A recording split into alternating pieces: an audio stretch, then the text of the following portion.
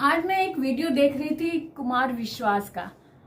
वो बोल रहे थे कि उनके एक व्यक्ति आया और उसने कहा, कुमार जी मैं एक प्रश्न पूछना चाहता हूँ, बड़ी जिज्ञासा थी। आप जैसा कोई व्यक्ति मिले तो मैं आपसे प्रश्न पूछना चाहता हूँ। तो मैंने कहा हाँ हाँ पूछ लो, पहले मेरे प्रश्न का उत्तर दो। मैंने पूछा तुम करते क्या हो?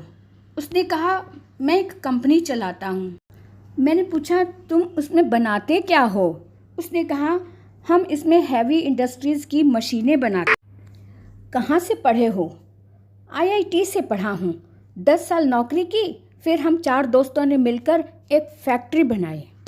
कुमार जी ने पूछा कि क्या कैसा बिजनेस है, मतलब कितना कमा लेते हैं? तो उसने व्यक्ति ने कहा अभी तो 2600 करोड़ टर्नओवर है अगले साल, और नेक्स्ट ईयर में 5000 करोड़ का बिजनेस करने वाला हूँ। कुमार साहब बोले अच्छा अब बताओ कि आपका प्रश्न क्या है? तो वो व्यक्ति कहने लगा कि मैं ये जानना चाहता हूँ कि सफलता किसे कहते हैं, मैं सफल हूँ या नहीं हूँ? तो कुमार साहब कहने लगे कि बड़ा उन्हें आश्चर्य भी हुआ कि इतना बड़ा बिजनेस है, 36 साल की उम्र है उनकी, और इस व्यक्ति ने इतनी सी उम्र में इतना बड़ा बिजनेस खड़ा किया है और वो कह रहा है कि सफलता क्या है, मैं सफल हूँ या नहीं हूँ। तब कुमार विश्वास ने कहा कि अगर आपके होने से आपके आसपास के लोग खुश हैं तो आप सफल हैं, अगर आपके होने से आपके आसपास के लोग खुश नहीं हैं तो आप सफल नहीं हो। ये सुनकर वो व्यक्ति बहुत रोया, फूट फूट कर रोया। तो कहने का मतलब है कि सफलता के मायने सबके लिए अलग अलग है। सफलता क्या है, कैसे है? एक छोटे बच्चे के लिए जो हाथ पांव मारता है और अपने खिलौना लेना चाहता है और खिलौना अगर उसके हाथ में आ गया तो वो सफल हो गया, उसके लिए सफलता ये मायने रखती है। एक भूखा है, 2 दिन से भूखा है, उसको एक खाना कहीं से मिल गया, बड़े हाथ पांव मार के किसी तरह से उसे जद्दोजहद की खाना पाने की, तो उसे खाना मिल गया, भूखे को रोटी मिल गई, तो उसके लिए वो सफलता है। एक व्यक्ति, एक बच्चा जो एग्जाम दे रहा है, उसके लिए एग्जाम में जो उसने पढ़ा, उसके एग्जाम में पेपर में वो सब आ गया तो ये उसके लिए सफलता है। फिर उसके बाद उसका जो रिजल्ट आया, जैसा वो रिजल्ट चाहता था वैसा रिजल्ट आ गया तो वो उसकी सफलता है। यानी कि सफलता के मायने ही सबके लिए अलग अलग है। सभी, हर कोई जो सफल हो चुका है हमारी नजर में, जो अपनी मंजिल पा चुका है, वो भी समझता है कि मैं अभी सफल नहीं हुआ क्योंकि उसके आसपास के लोग खुश नहीं हैं। इतना कमाने के बावजूद भी अगर हमारे अपने खुश नहीं हैं तो वो भी सफलता नहीं मानी जाएगी। तो इस तरह से हर एक की सफलता के मायने अलग हैं। अब करना क्या है कि सफल होने के लिए कोई भी उम्र नहीं है, यानी कि सफलता हर उम्र में हम हाथ पांव मारते हैं, हर उम्र में हम चाहते हैं कि हम सफल हों, लेकिन सफलता किस रूप में है ये अलग अलग पार्ट हैं। जब तक हमें नौकरी नहीं मिल रही तब तक हम नौकरी पाने के लिए हम परेशान हो रहे हैं, एग्जाम देने के लिए पा रहे हैं, सफल हो गए, नौकरी मिल गई, सफल हो गए। उसके बाद घर गृहस्थी के लिए सफल होना है, अच्छी पत्नी मिल गई, अच्छा पति मिल गया तो ये सफलता हो गई।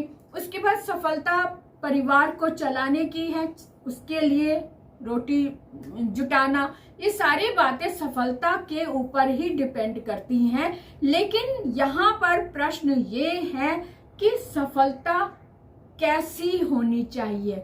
सफलता जो है हमारी उपलब्धियों पर आधारित होती है। हमने जो भी उपलब्धि प्राप्त की वो हमारे लिए सफलता है। ये एक बात हो गई। ये कि हम बच्चों को ये सिखाते हैं कि एग्जाम के लिए पढ़ लो, पढ़ लिया, हमने घर में बच्चों को किस तरह के प्रश्न पूछते हैं।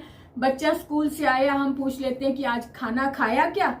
हर माँ सबसे पहला ये प्रश्न पूछती है बच्चे से कि आपने खाना खाया क्या? आज होमवर्क चेक हो गया? आज स्कूल में किसी से झगड़ा तो नहीं हुआ? किसी तो इस तरह की जब प्रश्न पूछते हैं तो बच्चा वैसे ही प्रश्नों का आदी हो जाता है। उसके आसपास उसके जो दिमाग में जो पिक्चर घूम रही होती है वो उसी से रिलेटेड ही घूम रही होती है। अगर हम ये प्रश्न चेंज कर दें तो बच्चे का सोचना भी चेंज हो जाएगा, उसके विचारों में भी वो चीज आएगी जो हम पूछ रहे हैं। जैसे कि हम आज स्कूल से बच्चा आया तो हम उससे ये पूछे कि आज मैम ने नया क्या सिखाया, जो नया सिखाया उससे रिलेटेड प्रश्न पूछे बच्चे से, तो बच्चे का दिमाग भी उस वातावरण में घूमेगा जो स्कूल में पढ़ाया गया, उसके दिमाग में उसकी पिक्चर घूमेगी। यानी कि हम ओरल वे में भी वो उस चैप्टर को उसको रिवाइज करवा रहे होते हैं अगर हम स्कूल से रिलेटेड उससे प्रश्न पूछ रहे होते हैं। तो माओ से, जो भी मम्मियां हैं, मदर्स हैं, मैं उनसे एक रिक्वेस्ट करना चाहूंगी कि बजाय इसके कि आज खाना खाया क्या, इस तरह की चिंता करने की बजाय आप ये पूछे, क्योंकि आपने खाना दिया है, खाना तो उसने खाया ही होगा। जब आप टिफिन निकालेंगे उसमें भी पता चल जाएगा कि उसने खाना खाया या नहीं खाया।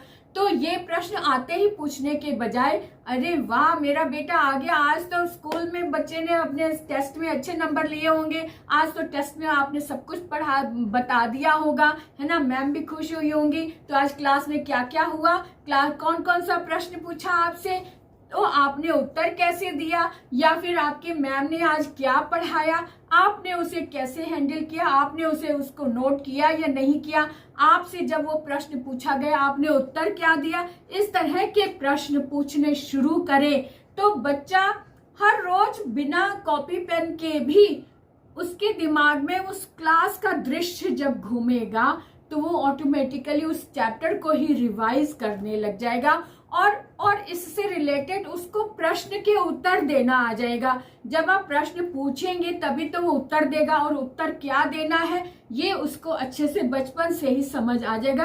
क्योंकि मैंने देखा है कि जब किसी बच्चे से प्रश्न पूछो तो वो सिर्फ लिखने में रहते हैं कि लिख लो, उसको ना तो बोलना आ रहा है, ना रीडिंग करना आ रहा है, ना ही आंसर देना आ रहा है। तो इस तरह की पढ़ाई से क्या फायदा कि बच्चा ना तो बोल पा रहा है, उसका उच्चारण क्या है, उसको सही बोल रहा है या नहीं बोल रहा, ये कुछ नहीं पता होता।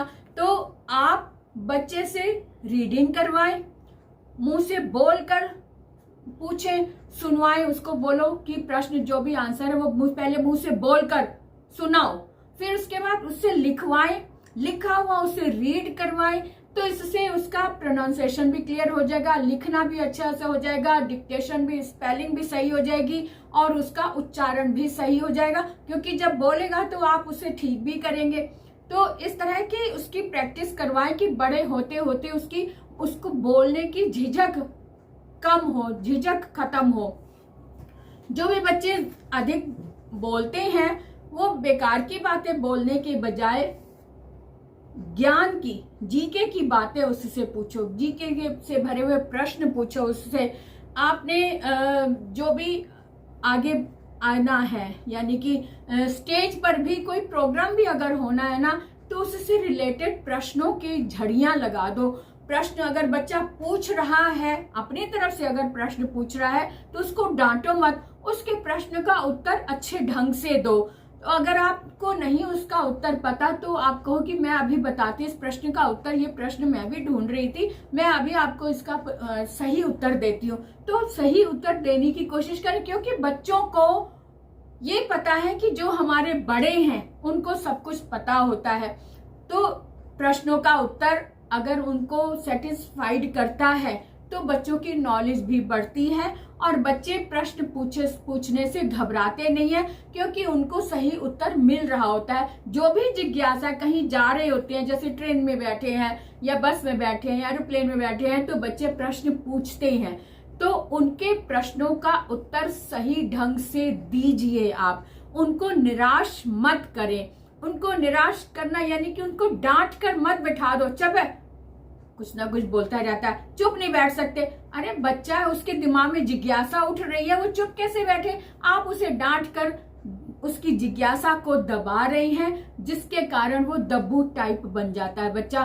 तो दब्बू बनाने में सबसे बड़ा हाथ माता पिता का होता है, उसके आसपास के एटमॉस्फेयर का होता है। इसलिए उसे दब्बू मत बनाए, उसे जो भी प्रश्न है उसका उत्तर दें। अगर आपके पास उसका उत्तर नहीं है तो बड़े ही प्यार से उसको बताएं कि हाँ इसका उत्तर मैं आपको बताऊंगी या फिर मैं आपसे पता करके आपको बताऊंगी। तो इस तरह से आप उसकी जिज्ञासा को शांत नहीं करेंगे, उसकी जिज्ञासा को बढ़ावा देंगे कि बहुत अच्छी तरह से आप प्रश्न पूछा करो। इसी तरह से आपकी वजह से हमें भी नॉलेज मिलती है, क्योंकि जो प्रश्न बच्चे ने पूछा हो सकता है हमें उसका उत्तर नहीं मालूम, लेकिन हम ढूंढ तो सकते हैं ना उसका उत्तर। तो बच्चे की वजह से हमारी नॉलेज भी बढ़ गई, है ना। तो इस तरह से बच्चों को डांटो मत। बच्चा जो पूछ रहा है उसका उत्तर बड़े अच्छे से ढंग से और सेटिस्फाइड करके उसका उत्तर दो।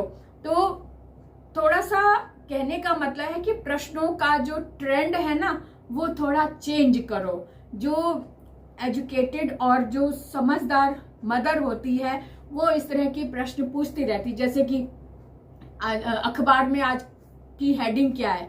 तो बच्चे, अगर आपके घर में न्यूज़पेपर आता है तो बच्चे को बोलो कि न्यूज़पेपर लेकर आओ और उसमें पढ़ के सुनाओ कि हेडिंग क्या दी गई है, आज की मेन न्यूज़ क्या है, और मेन न्यूज़ वो पढ़ेगा। फिर उसको बोलो कि डिटेल भी पढ़े।